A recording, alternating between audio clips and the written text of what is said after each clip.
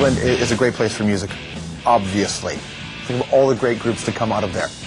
Oh, there's obviously tons. One band, though, that right now is top of the charts, generally, if it isn't for a stupid frog sounding Axel F song from a ringtone, would be Coldplay. There's a couple of things I love about Coldplay. One, even though they write those songs, and sometimes they're a little, saccharine, schmaltzy, at least they don't come across as tortured artists. They're four guys having a good time. And not the AC/DC Motley Crue good time with the groupies and the glug, and the glug and the drama. The other thing I like about Coldplay, they're popular, but they're good. Like, they're popular and they're good, which doesn't always, meet. Rock and roll matters most when the best music is also the most popular. The Beatles, Zeppelin, Radiohead, U2. Without a doubt, this is Coldplay's Time in the Sun. The new release, X and Y, is expected to be huge. So tonight what we're going to do is bring you the first of our two-part interview with Coldplay. And it was so good, it'll take 2 shows to hold it. We caught up with Chris Martin and guitarist Johnny Buckland and talked to them about fame and how to handle it. So, anxiety now, I guess, new record. Do you feel that as it comes out and people start to... Yeah, we're pretty nervous. It's a weird time when you're waiting, when you finished it and you can't change it, and you're just waiting for people to hear it. I tell you what the feeling is when you call a girl and it goes to her answer phone and you're like, shall I leave a message or should I call back later, or what's not weird, and then you leave a message and you leave a great message, so you're proud of the message, we're proud of our message, but you're not sure if she's going to call back, and we're in that period where we're not sure if anyone's going to call back. So we're constantly on our proverbial phone. I'm sure I left a good message. That's where we're at. How do you quantify a successful record? Because you sold 20 million or so records, and no, less than that. No, all total. All total. Yeah, all total a bit less than that. Okay, so even so, to sustain a sales figure is hard to do in any sense, but it's not about that, right? So how do you quantify it to yourself that she got the message and she liked it and she'll call me back? Well, you've got to be proud of what you do. So I already know that our new record, to me, on one level, is a success because I can't wait to play all those songs forever. That's what it means to me. The only time we really see whether it's done well is when we play gigs. So if we play gigs and lots of people come and see us, then we'll think, great, it's done all right.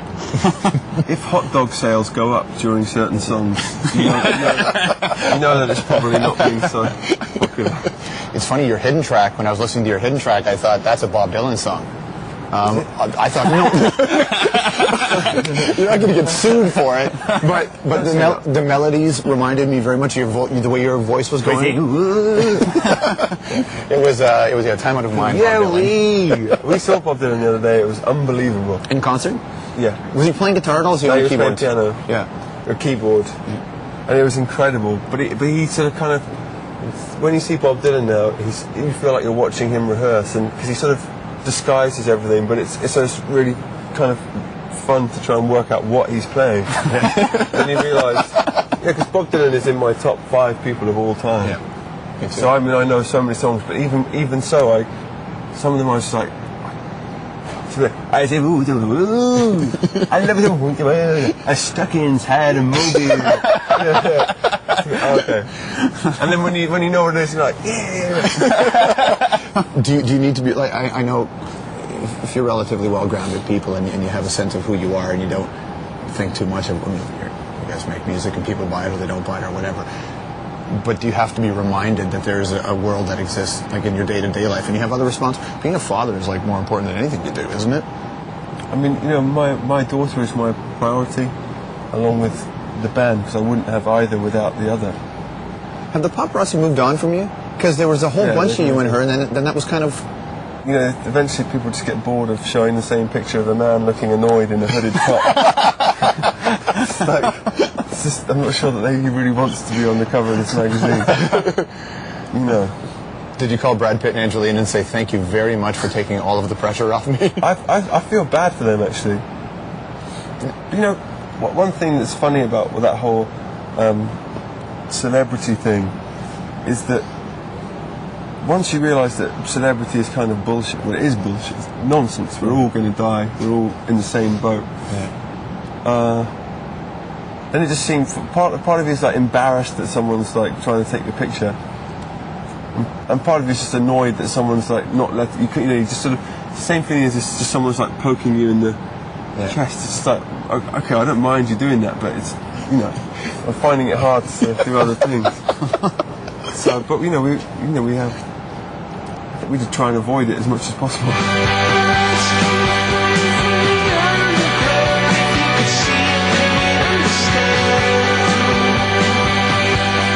It doesn't matter how big you are, it doesn't matter how successful you are. You write a song, you make a record, you're never sure.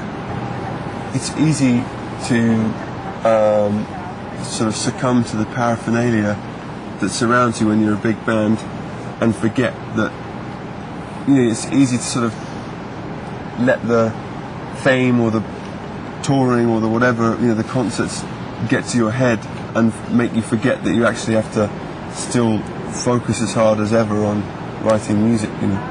And I think that's why you two are so good, is because every album they have the same philosophy as us, which is you've got to treat it like it's your first and last record. And you can't rely on the fact that the last one did well, or you can't rely on the fact that you're very famous. You know, you can't rely on any of that stuff. You might never get another chance. Yeah. A couple nights at the Hollywood Bowl. Same with your show, you know, with your TV show. Yeah. If this TV show tonight is terrible, it's done. Be your last. This could be your last. So you guys better pick it up, huh? I'm going to come out with some gems in a minute. It'll be TV gold. That's right. I don't want this to be an award-winning episode. As it should. I don't have parachutes to rest on, okay? I need you guys to deliver. When you do that, though, when you're aware that you have to maintain, or you have to continue to write, it's not like sports. It's not like you just have to work on a kick. It's not like you have to work on a pass. There's an intangible to writing a good song. The culture, the people, what they're into, what you're feeling, your life. I mean, can you disseminate all these little factors and break them down and say this is what we have? No, I don't think you can really. You can't scientifically design a song. All you can do is just sit and wait for them for longer than other people, you know. I think that the great songs are kind of around, and it's just, if you're patient enough, they'll eventually fall down onto you. Whenever you try and contrive anything like that, it just never works. Yeah. It always sounds pretentious. So we write and write and write and write and write, hoping that at some point during the time while we're just humanly writing, something kind of better than that will just sort of find its way. And this sounds terribly hippie, I'm sorry. You're in the rock band. But I mean it, you know. Because I don't know, say our song Yellow, you know, I know that I was there when it arrived, but I don't really know how it came out, because it just sort of wrote itself. Tell me about that.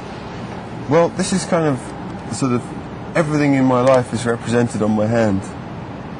So, although I do other things with that one. But, well, I'm joking, of course. You don't have to. But, you know, that's obviously, this is to do with Oxfam. This is the main thing, is an equal sign about our commitment to fair trade, and always talking about fair trade and promoting it wherever possible. So that's the main thing, that equal sign. And then, you know, that's obviously to do with being married, and this is to do with our artwork and the band. And I'm going to get a little A tattooed there for my daughter. Is there a difference between thinking it and feeling it and writing it on your hand and being it and then letting it be in your music? Is there a mental barrier for you? It's very hard to write. Well, we find it very hard to write openly single-issue songs. Yeah. Nothing rhymes with tariff barrier or subsidy. We try getting them in a song. Well, maybe one day I'll have to. But that's the point, you know. It's like our first priority is making tunes. You know, that's our first love. And then if you just slap that on your hand and talk about it, that's us doing our best.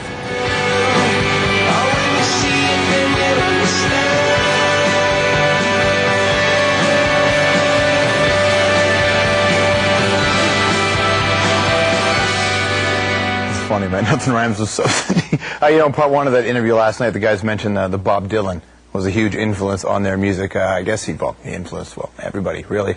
And while we're on that topic of a Dylan tune, I want you to check with these lyrics. 'Twas down